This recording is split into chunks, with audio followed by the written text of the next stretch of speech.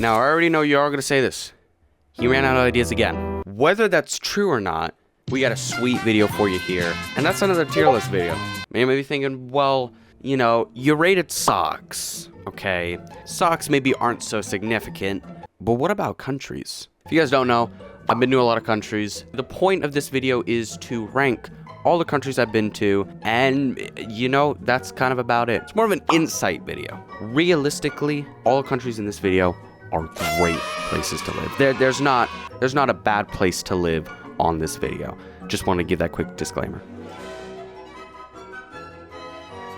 Right, I'll tell you what, you fat little... First up, we have England. Oh my goodness, England, what a place. England for me, I think, was kind of a mixture of things. If you don't already know, I've lived there for quite a few years, and, you know, I think I have some things to say about it. England historically has been a cool place for people to live in. A lot better than a lot of other places around the world, mainly influenced by English, like I'm speaking English. Now, there's so many great things about England. I think some of the nature is great, very scenic at times, very nice. Definitely a lot of cool places to see, whether you're in the south of England or maybe the north. We'll squeeze Scotland in there too and just say, if we're talking about the UK as a whole, then you could say Scotland's pretty nice too. But if we're just talking about England specifically, its scenery's not bad. If I had to rank all UK countries on which one's the most scenic, I would probably say Scotland's first, but I think England would be a close second. And then here are the rest, so that's that. England is also the country where I've, you know, made a lot of friends, and a lot of those friends I still keep in touch with today. Now, are there bad things about England? Sure, of course. Does that make it a bad place to live? Absolutely not. It's great. You still get a lot of benefits from living there. It's pretty cool. There's a lot of other factors into it, but I think we're gonna try to keep it short and concise and just say England deserves an A tier. And the only reason I didn't put it S tier is just because some of the economic problems and the weather kind of sucks. I mean, it kind of lives up to the whole thing. I do not want to live in a place where it rains a lot. I need more bullets! I need more bullets! The glorious nation of France. Oh my goodness, this is really one to talk about here. Really one to talk about. I was born in France, so I already have that, you know, small little connection to it. France to me also has really cool scenery, really cool infrastructure. Like, its stuff is so old, it's not even funny. A lot of it is older than the Declaration of Independence. I mean, it's like the old fart of Europe. A lot of them are old farts, but you know, we'll just say France is one of the oldest ones. France also has a really cool history, just like England. Kind of England's rival in a way. They share a lot of the same history, but obviously French history is more connected to the European mainland.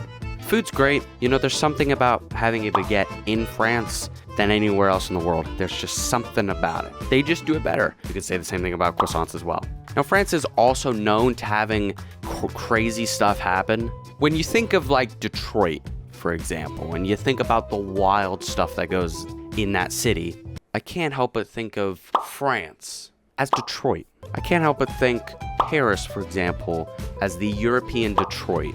Let me know if you agree with that or if I'm just being stupid, but yeah. A lot of people say, hey, French people are kind of, you know, heads, right? They're not that kind of nice people. For me, I've never had that experience.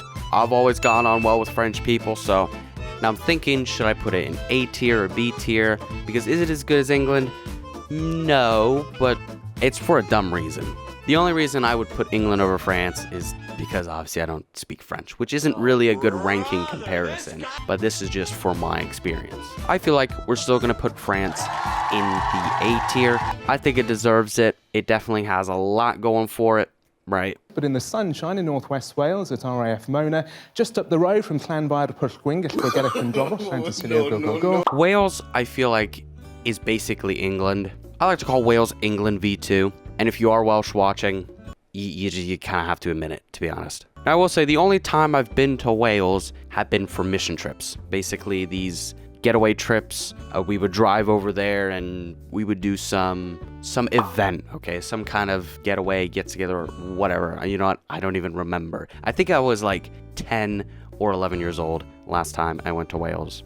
Now, online sources say that Wales is actually the worst country in the UK for quality of life, which kind of surprised me. I thought it was going to be Northern Ireland. But I think even if it is the worst country, in quality of life in the UK, that's not even a bad metric compared to everywhere else in the world. It's still a good place to live, don't get me wrong, which is why I think I could justify it in the B tier.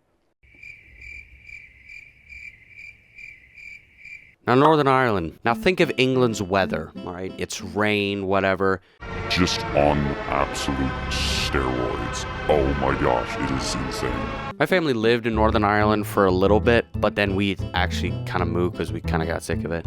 And that's really it. Now, I am aware that Northern Ireland doesn't have an official flag. In most cases, they use the Union Jack, but in other cases, they use these two. I'm using this one, so we're going to use that for the video. I feel like Northern Ireland can go where Wales is in the B tier. Main reason it doesn't compete with England Is one because of like the weather is like I said, like England, but on steroids. I just couldn't stand it raining every other day, or even every day for that matter. But it's also just kind of there. I feel like many of them still go through an identity crisis. Are they British or are they Irish? Do your strongest Irish accent you can. Ireland. Nick and Nova are from this place, so we're going to give it an F tier. No, but realistically, it is some beautiful nature, and it is a very green place. More green than the UK, I'm pretty sure. Now, Ireland is actually one of the first countries that I've been to, but I have almost no memory of it. It's kind of like Northern Ireland, but maybe a little better. There are other metrics that make Ireland a really nice place to live, making the HDI in Ireland one of the highest in the world, and among other great things about it, which I think is good enough for me to put Ireland with England and France. I'm an ordinary man from Denmark. I will fight you to the death, you motherfucker. Next we have Denmark, and Denmark is actually one of those countries where I can actually talk a lot about it. I have a lot of family in that country, and I have been there actually quite a few times, actually. So I feel like I can speak enough about Denmark and, you know, what the life is like. Despite it being slightly more north than England is, it really isn't that rainy. It's more the cold factor, really. Denmark being a Nordic country obviously prioritizes a lot on its citizens. There's definitely more of a national collaboration to it, more than other countries in the world. That's kind of like the Scandinavian attitude here, which has resulted in some great things. High HDI, and is overall a pretty happy country. A lot of free schooling too, but you just have to be there during Christmas time. Oh my goodness. For my Danish viewers watching, you'll know about Tivoli. Oh my goodness, what a place. If you live in Copenhagen, you'll know what I'm talking about. It's this Christmas festival that is probably one of the greatest Christmas festivals I've ever seen in my life. And it kind of gives you that cozy vibe to it. In my opinion, there's nothing better than being cozy on Christmas time. But of course, there's a trade-off to all these great things. Denmark is one of the most highly taxed nations in the world. And as everyone knows, taxation is theft. That was a joke, IRS. I was kidding. That was just a joke. I'm gonna leave it as S tier because I'm biased. Yeah, that's it. You got me.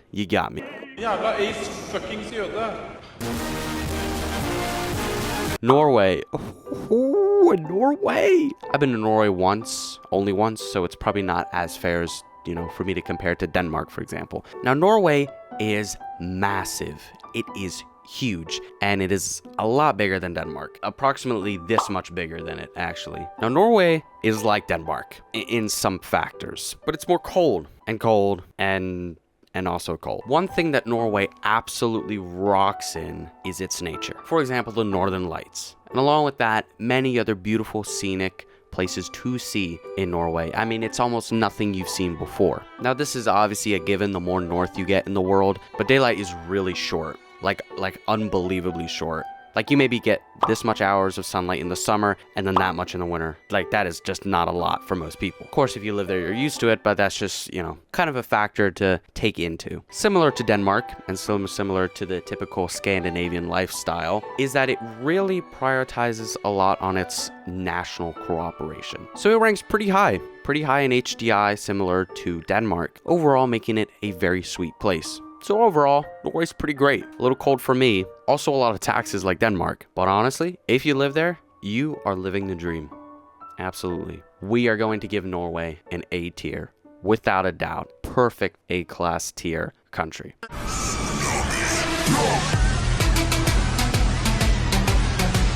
Now, the Netherlands is one of those countries that I've literally only been in for a couple hours, so obviously this rating is going to be short. Now, this was back when I was younger, maybe around 10 or 11, whatever. It was either a flyover in the airport or we stayed at a hotel. Either way, it was in Amsterdam. And I feel like I knew enough about Amsterdam for me to kind of give it a, more that cozy vibe. Think Copenhagen, but Dutch. Now, can I rate this country with my experience? Probably not. But based on what I know, I think I'm going to give it a B tier. It's probably not some place I would live in specifically, mainly because of the fact they're literally under attack by the water. Like, these guys have like 2 years left before they get engulfed by the sea. Probably not the best place to move this instant.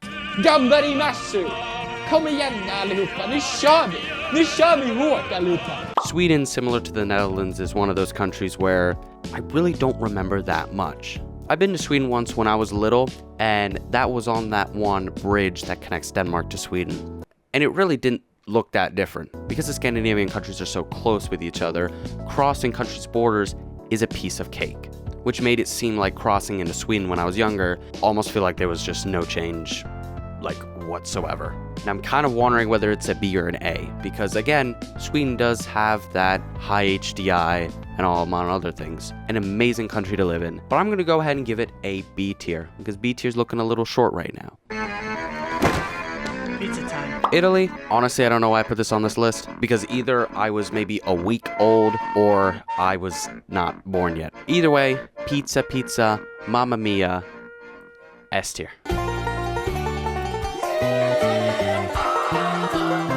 Last, we have the United States. I would consider myself pretty patriotic, but of course I'm going to be fair here. Now, because the United States is such a huge nation, for you to judge it all together isn't very smart. It's like comparing New Mexico with Massachusetts.